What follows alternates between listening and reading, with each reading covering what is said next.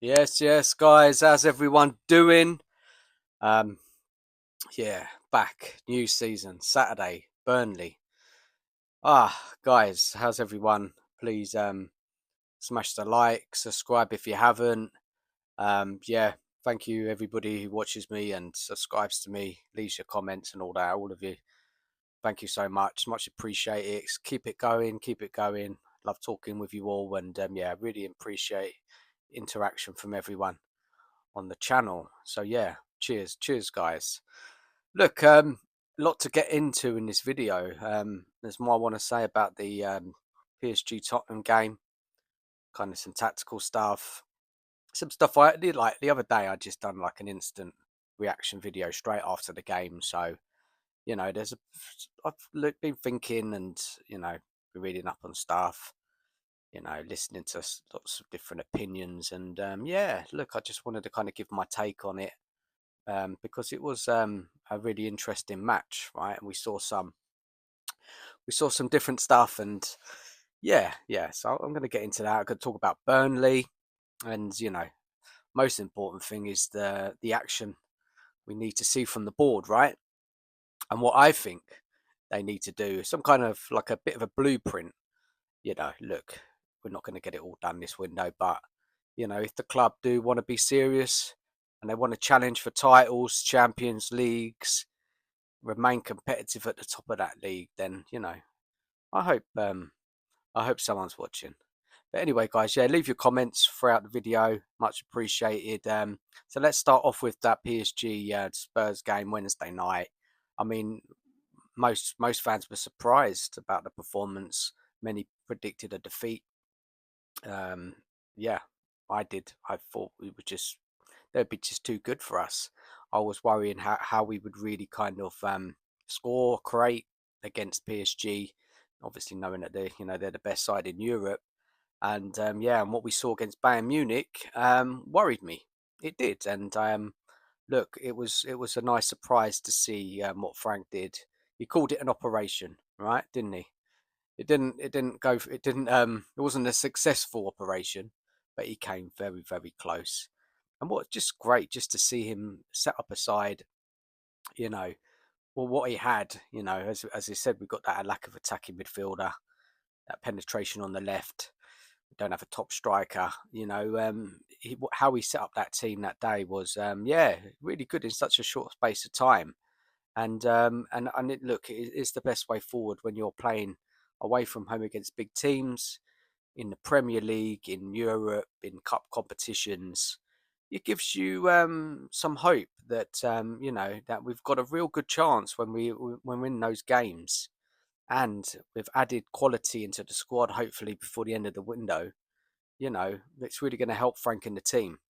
So look, let's do some tactics. I'll try and run through it as quickly as I can.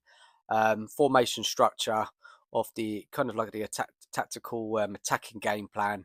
It was like a 3-4-1-2, 5-3-2 hybrid. Strong defensively, compact with flexible wing backs. Some really really good performances in that side, and they use Kudos as the kind of the main central creative engine. His role became vital because of obviously we didn't have that attacking midfielder, no Madison there. Defensive plan, it was to maintain a narrow back three to deny central penetration. Wing backs were tucking in also, went out of possession. And yeah, kept a disciplined mid block. If you go and have a look at the heat maps, the players' positioning, and that will kind of confirm that. And look, we kind of forced PSG to go out wide, right? Try to get them to push it out wide. There wasn't any space in the middle for them to kind of do their nice little triangles, especially for the majority part of the game. And that midfield three of Paulinho, Bentancur, and Sarr there to screen the defence and really disrupt PSG's, what you want to call it, little triangles they do, 1-2s. Yeah, how they move the ball, because they've got some excellent ball players in there, really great technical players in the side. So look, without Madison, it was a kind of you want to call it, they were more direct, vertical transitions, quick switch to the wide forwards.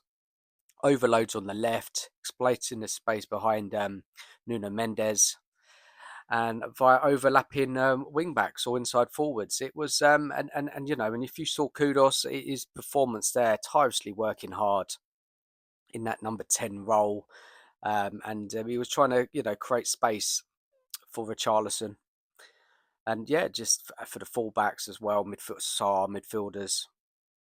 And because we had that lack of creativity, we really relied on set pieces, and Frank has been working on that. We've got a good set piece coach now, and it was you could see in that second goal, that kind of the way they found Romero, that header, it looked like it'd been worked on in training. Keeper got a hand to it, but he couldn't keep it out. And look at transitions as well. Would quickly win the ball back.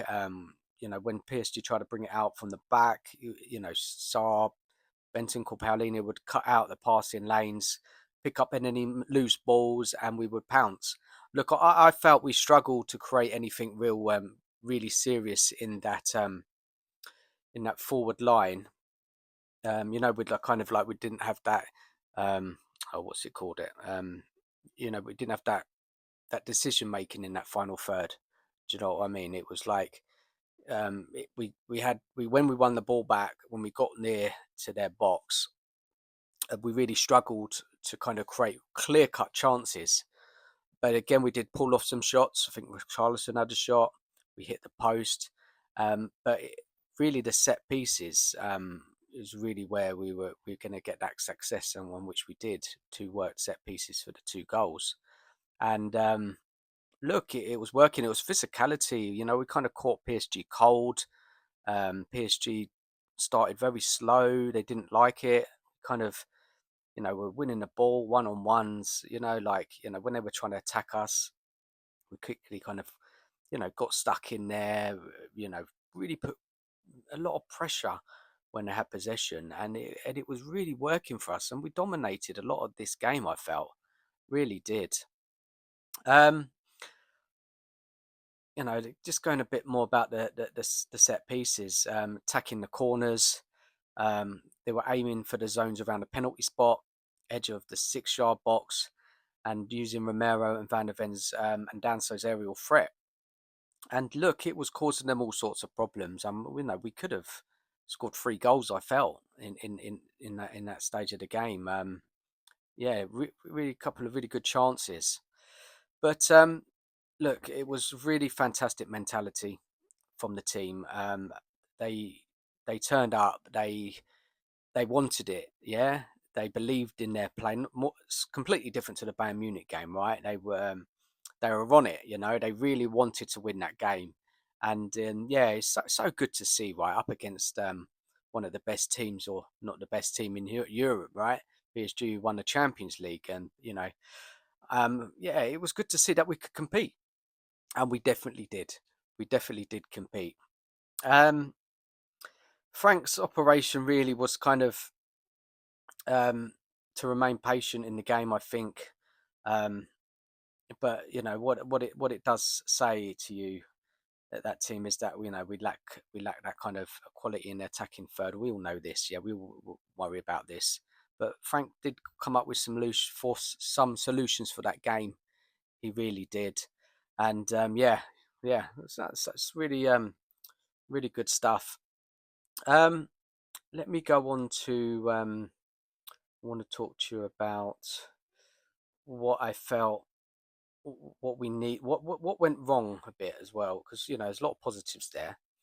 Um, Let me get my notes up. Um, like what that game showed is that we can defend like a top team, but also that we we can't kill games off. Look, it's one game, yeah. Frank's been here not very long. Got to give him time. We've got to get those transfers in. But if you think about it, guys, if we had that one more goal in that game, we could have killed the game off. But unfortunately, we didn't get that third goal. We really didn't. And after the kind of after we got that second goal at Romero, we all saw that we kind of dropped back, dropped deep. Um, PSG had more possession, and they were really pushing to score. And we really didn't create much, did we, in that second half, if you think about it? And look, we kind of kudos was fantastic, but you need that other outlet in the side, right, guys? You need it. You need another outlet, attacking outlet, somebody who can score, go out of nowhere, create something. You know, a lot of top teams in Europe in the Premier League have those match-winning players. We just don't have enough right now, right? We don't, and that's the hope in this transfer window, that we deliver those couple more signings to really help Frank. And then it all comes down to the bench, right? You know, players were tired. Frank made the subs. We saw Tell come on, Gray, Solanke. Didn't make any impact to the game in a positive sense. Like, it didn't help us. PSG made a very crucial change in bringing in what's his name, Fabian Maurice into the game, and he really changed things. Lee came on as well. Um, and that was kind of the difference, isn't it? These top sides, they can make those switches, game changers coming off the bench, and unfortunately, we just don't have them, do we? We don't have those game changers. Go-to match winners, as you know, some people like to say. What that final showed was that we can be good, right? We can be competitive. We against good teams, right? You know, set up right, organised, committed players, belief, all of that. You know, can take you close, but you know, and again, it's early, right? These some fantastic stuff Frank did, but again, you know, if you want to go to that next level and win finals, semi-finals, tight games against good sides, you just need more. You need more kind of magic in from the team, and that, you know, players who can score a goal out of nowhere. And yeah, it's just interesting. Such a fascinating game, because there was so much which was good, but you know, we were just short, weren't we? In areas, you know, especially those subs came on, they've just not got the quality, and that's why I question the likes of signing Tell. And you know, if you Tell would have come on and made a difference, maybe scored, created a goal, scored. Fair enough, he's done his job, but he literally didn't do anything. It weren't just him. Gray really struggled the pace of the game. Solanke's, you know, just come back from injury, couldn't get into the game. So look, so there's some key areas here which I want to talk about. Um, so we've talked about the match winners already, that we're lacking them. Yeah, we need more. And as I said, like once our set piece threat dried up, we didn't have any other idea really. Once Kudus was tired, came off, Richarlison came off, they're just like tired, worked their socks off. PSG put on a lot of pressure, and we just didn't have a midfielder who could slow the game down. Right, we just didn't, did we? We didn't have that type of midfielder. I mean, Paulinho was, I think he made the most tackles in the game. He was fantastic in that game alongside Bentancur, and I've already mentioned Sarr, tirelessly working. Had a really good game, but you don't have that. We don't have that player who can, you know, keep the ball, control, set the tempo. When we're under the cosh, that one who can just slow it down, keep possession, dictate where the game needs to go, and we need that player. And I've been talking about it all summer, but we're missing that player, especially against the top sides. You know, especially when you're away from home and you're under the cosh, you need that quality in the side, and we just don't have it.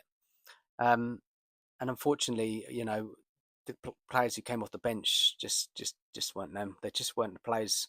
They just don't. They're just young players coming off the bench. Solanke, um, yeah, I don't know really what else to say. I mean, Richarlison, we worked very hard in the game, put so much into it, but again, you know, he's not going to be clinical, is he?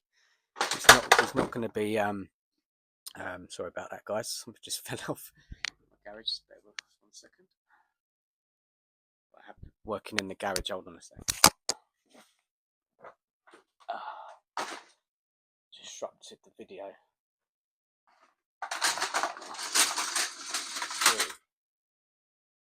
Apologies. guys say I need a proper room to do my videos. But look, I'm sure I'll get there one day. Proper a workspace, like I don't know, like an office or something like that. But yeah, I'm just doing it in the garage now, and yeah, things just went a bit crash. Look, where was I? Where was I? Um, we just like look back to the kind of the transfers. Spurs, they need to buy quality. Look, it's as simple as that. We need to buy players that are going to improve the first team. Are going to come in, hit the ground running, got that skill, quality, game changing abilities to turn a game on its head. Yeah, we just need it. We're just crying out for it in that attacking area. Fantastic kudos.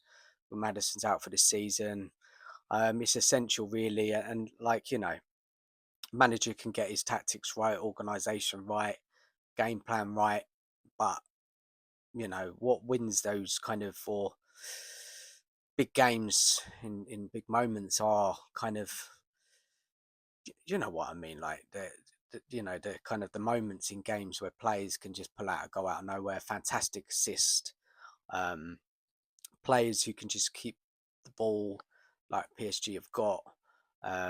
Yeah, they've got some fantastic players, and to be honest, we matched them. We did match them. We really pushed them so close. Well, look, we didn't lose the game, did we? But in the penalties, we just didn't have the confidence, the experience of penalty shootouts. And you looked at the PSG players; they just looked more confident that they were going to score the goal. Um, so look, going on to the kind of I talked about blueprint, right? About what I think Spurs need to really kind of push on this season, and, and the following seasons, right? Looking the work to do in the transfer market. Um, I think we need a striker, a top striker, a killer, someone who can score goals consistently throughout the season. Um, Look, we have Richarlison, Solanke, they're just average strikers. You know, they work hard, but they don't have that clinical edge to their game. Look, I think Frank can get more out of them what we've seen in recent seasons. But if you really want to challenge at the top and you really want to win things, we need to make an investment in that forward area. Solanke, I think, is okay as a backup striker. I think he'll be fine in certain matches throughout the season. I think he'll get more goals, but it's in those big games, top, important moments in matches, tight games. You just need that killer, and unfortunately, we haven't got that right now. I don't think Spurs are going to sign another striker in this transfer window. I think they want to get more out of Solanke. They invested big in him. Richarlison can't stay fit. Let's see how long he lasts. And he will get goals against loads and middle end teams of the league. Then, as I said so much throughout this video, we need that elite creative midfielder. Um, Again, I've said that already. Someone who's got the passing range, the composure in the final third, someone who can dictate tempo against top teams. Just got my boy outside knocking on the window, being cheeky. So look, I think those are key areas. Now, look, of course, you can always upgrade in other positions. Of course, we could get more strength in depth, but we ain't got endless pot of money. Crucial areas for this window for me is an attacking midfielder, somebody I've just said, and a winger on that left. Um, yeah, if it is Savinho, great. Yeah, he's got so much potential, really good play, exciting player. I think with more coaching development into a game, he can. The sky's the limit for someone like that. He's going to make an instant impact to the team. So dangerous on the counter attack. That outlet there, the braveness to take on players. He's ahead, like to tell on Wilson. Um, and yeah, it'll be a great signing if we bring him in. And then obviously Eze, it's all linked to Eze. Are we going to get him through the door? Premiership experience, top of his game, so much to offer us. Yeah, quality player. And I just hope Spurs get those two players over the line. And if one they can't get for whatever, go and get another alternative who's good as them. Yeah, just talking about Dani Olmo, I seen today from Barcelona, top player as well. You know, if we need to get those two positions filled before before the end of the transfer, and it's not going to happen now. But look, it's interesting to see. I mean, with Eze, he's got the English. We need English players in the side. Um, I would prefer Eze because he's just prem proven, one of the best players in the league. Going to make such a difference to our side if he came in. Adding him in that midfield already, Benton, Core, Paulinia, Saar. Yeah, just a different dynamic, different midfielder. Kulusevski will come back. It will be a different type of option in that area as well. Yeah, look, just kind of summarize it off. Thomas Frank, he has the tactics. He knows how to set up a team, but as I keep saying, without those kind of top players, he won't be able to take this side so far. And that's why I think it's important that if Spurs want to win the Champions League, want to win the Premier League, want to compete at that level, they need to give Frank the tools. Everybody who watches Spurs can see what we need to get us over the line in this season and future seasons. But nah, good stuff, guys. Please leave your comments. Maybe I rambled on a bit too long, but look, I'm passionate. I'm passionate about all this sort of stuff. Spurs, how they play, how they set up. I just look. I love the club. I love speaking about it. I would have much preferred to do this on a live, to be honest, but unfortunately, time I can't get myself online probably now before Tuesday. But guys, leave your comments, give us your thoughts on my kind of tactical breakdown, pressure on the board, change for Tottenham protest on Saturday. Club's not ready. The team's not ready to start. They haven't got the signings in, very slow. And I'm hoping there's a big turnout at that protest on Saturday. So, guys, if you can get down there and make your voice heard. We need to put pressure on this board to deliver. Um, yeah, they need to change. They need to. They've started two first team players coming in, great, but you need to go off and finish it off. Okay, so what we're going to talk about next, guys? Let's talk about the Burnley game, right? I want to talk about the Burnley game. I've also seen Thomas Frank's press conference as well. I've got his notes noted down. 1 second. You all right, mate? I'm not finished yet. Yeah, not too long. Not too long. Yeah, so let's talk a bit about Scott Parker. Yeah, like he's a former PFA Premier League player, Team of the Year at Spurs. He done fantastically with their defence last season. Shipped a mere 16 goals across 46 Championship games, the best record of its kind in English League history, while keeping a staggering 30 clean sheets. So yeah, it says a lot how he set up the side defensively so well. Owing to an inferior goal difference between trigger-happy Leeds United, Burnley became the first English side to ever collect 100 points in a season, but failed to win the title. Although Premiership promotion was always the ultimate prize for Burnley. For all of Burnley's rearguard excellence in the second tier, however, the Burnley have conceded in each of their last 20 Premiership matches, but they've also suffered defeat in each of their last 3 match day 1 fixtures in the top division. Furthermore, the visitors have failed to win any of their previous 9 Premier League away games against North London Giants, only one managing to avoid defeat in a 1-1 stalemate in 2017-18 campaign at Wembley. The information I'm taking here is from a website called Sportsmole. I like to look at it. It's very informative. And then just back to Spurs.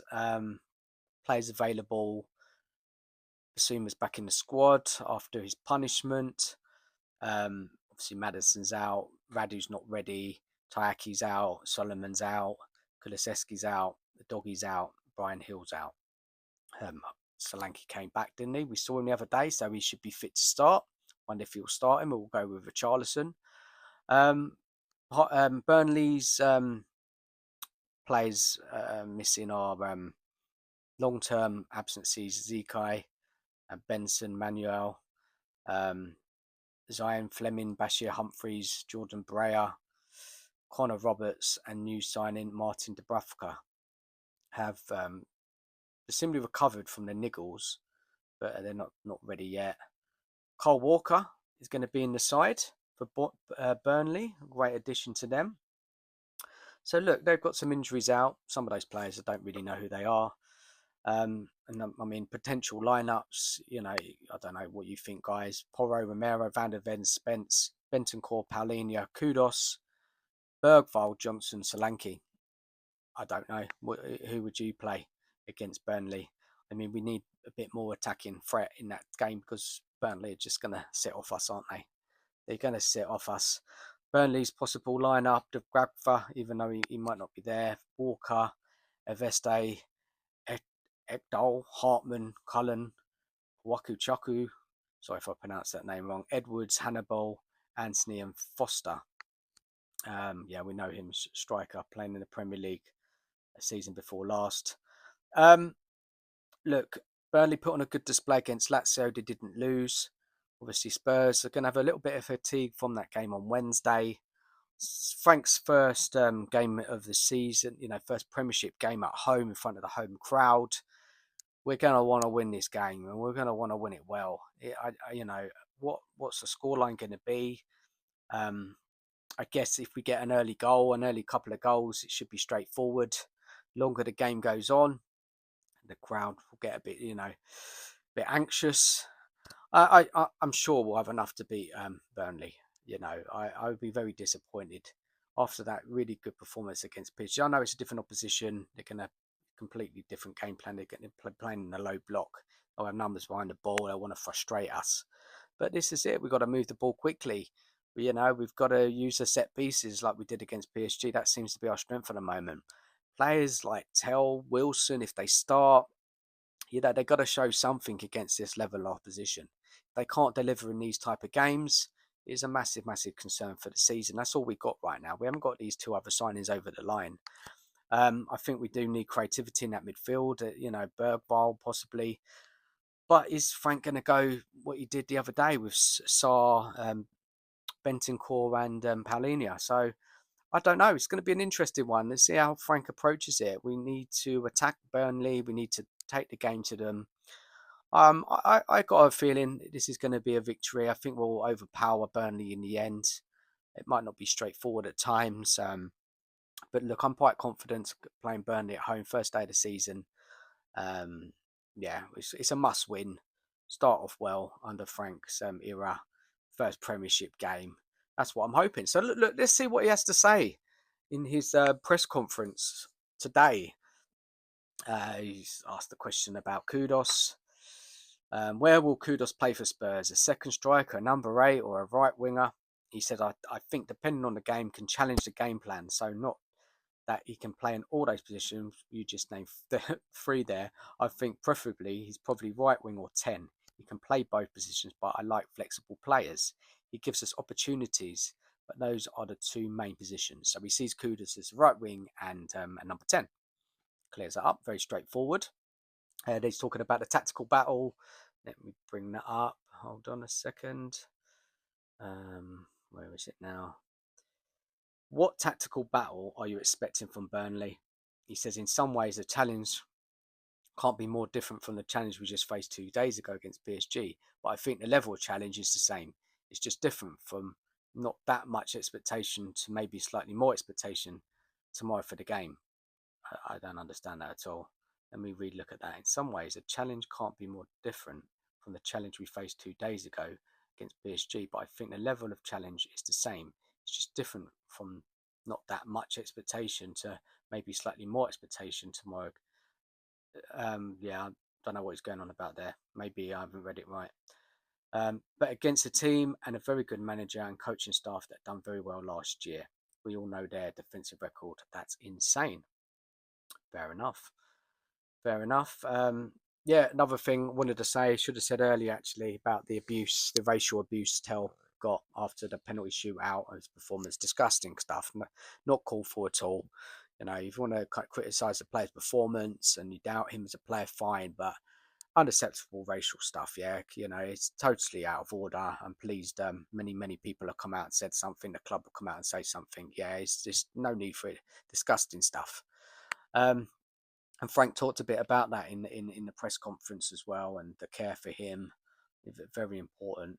Look, it's tough, isn't it? Because like not everybody wanted him to come to Spurs. But then there's part of the fan base that think, look, he can be a really good player given time. He puts a lot into a game. Um, he divides attention, Danny Tell. For me, I don't know what it is, what people see in him. Puts an odd good cross in sometimes. He can keep the ball. But for me, I'm really unsure about him. I hope he proves me wrong. I hope Frank can get more out of him. But yeah, a player that divides attention. We'll see how he gets on this season. And he's a young man. He's 20. Played for Bayern Munich. Um, he's played in big games. He should be used to the pressure. Um, I don't know. We'll have to see on that one. He says, a question for Frank. Do Spurs need to add players? First and foremost, in many ways, I'm very happy with the squad. I think there's a lot of good players. I think we saw a team that was very, very competitive. And another day, we would have beaten the best team in Europe. Of course, we want as strong as competitive squad as possible. Yeah, look, we need players. We know players. Frank knows that. We need players, and we've got to bring them in. What else does he say here? Okay, so it's a little bit more. I just missed this bit. He says, I know Daniel, Levy, Johan, Lang, and Vinay are working night and day, and they have, by the way, been working night and day the last, 6, 7, 8 weeks. They definitely want to do deals early. Sometimes I think we need to understand it's not that easy, but we're working on it. He talked about Basuma back in the squad. What have you learned about the players so far? He said two things. One thing is mentality from the group. I think we're very strong mentality. We saw that against PSG. The way they dealt with the game, the way they worked, their approach to it, I think that was all very good. And I think the ability to take on board messages and game plans because they executed perfectly. That's the two things. Talking about butterflies in the stomach, tactical battle. Spoke about that, haven't I? Oh yeah, a little bit more. 29 clean sheets, 16 goals conceded. I know they set up. I just shows the structure, the discipline and mentality and ability to defend. Obviously, Premier League, completely different level. So that's a challenge we'll embrace and we'll embrace. We'll be positive and we'll attack. But I think it's a game where we'll dominate and it can take time before we score the first goal. Of course, we'll have to score in the first minute and then the roof will go off the stadium. Everyone will be happy.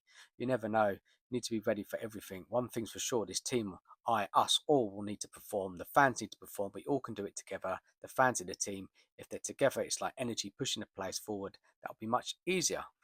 Good, book standard stuff, right? From the manager. Look, this is it with Frank, right? It's going to be different, going from Brentford to Spurs, facing the low block a lot at home. Working on that attacking strategy, especially without some, top attacking players, without that attacking midfielder, questionable forwards. Let's see how Frank approaches it. They've got a set piece weapon. Kudos is a lot reliant on your creating chances. Fullback's important. It's interesting to see how he deals it. Many Spurs managers at the club have had this issue, right? Breaking down the low block, all of them. And Frank's not going to be any different. And it'll be interesting to see the approach. It's going to be a completely different game plan to what we saw against PSG. Completely different. And player to player, we're much better than Burnley. And, I am expecting a win. But he's remaining a little bit cautious there with what he's saying. Talking about Richarlison. Talking about Manus Solomon injured. He's still part of the plans. Don't know about that.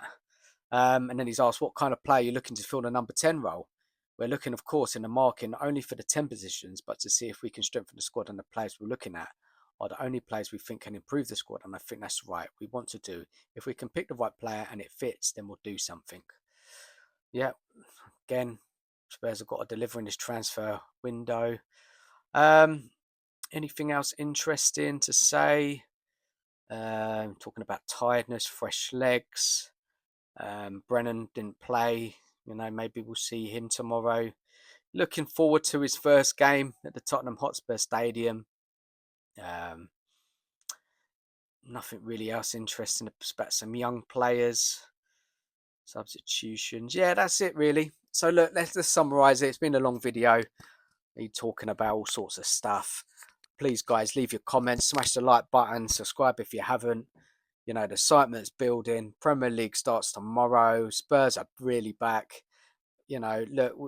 Looking at the season, we had a shocking season last year in the league. We've got a manager who knows how to set up a team, knows how to organise a team. There's going to be discipline. There's going to be structure. A lot of games, Champions League to juggle, cup competitions, questionable players in the squad. But hey, look, let's embrace the season. Let's get behind Frank and the team. Let's keep going on at the board, deliver these signings that we need, and great day tomorrow. Premier League, all the other Premier League games to look at, see all the other teams how they kind of getting in their first day. Look, that's all I'm going to say today, and thank you all for watching the video. I hope we have a fantastic season. I have more hope than last season. I'm not getting too carried away. My prediction is still 8th, like what I saw the other night, but it's one game. It's early days. Let's see how it goes. A lot of it's going to depend on this transfer window, right? If we can deliver those at least 2 more players into this side, it's going to help massively for us this season, and maybe they'll surprise us. I don't know. It's a tough one to call, right? It really is. All we want to see is Spurs be competitive. We don't want all those defeats like we saw last season. The embarrassments have got to no more of that. I don't think we'll see that. I'm not saying we'll win every game. We'll lose games, of course. It's a Premier League. It's very competitive. We're going to suffer injuries, key players, and look, it's going to be such an interesting watch under Frank, and yeah, the excitement is really building. But guys, thank you if you stayed with us for this long video. Thanks for watching. Take care of yourselves. Catch you all on the show Tuesday. Beyond the Lane, episode 41 with Nigel and guests. And of course, we'll be talking about the Burnley game, talking about any transfer news, how the protest went, any news in the press, all sorts of stuff. Get down there, give us a watch. Really appreciate you guys coming to give us a watch and your comments and everything like that. Without watchers, the show's nothing. So you guys are very important. The viewers coming to watch. Thank you so much. But guys, hope you enjoyed the video. Sorry for the little crash and bang a little bit earlier. But anyway, been a good video. I think enjoyed it. Enjoyed talking about Spurs. I hope you have too. Anyway, guys, enjoy the rest of your day. Enjoy your weekend. And as always, come on, you Spurs.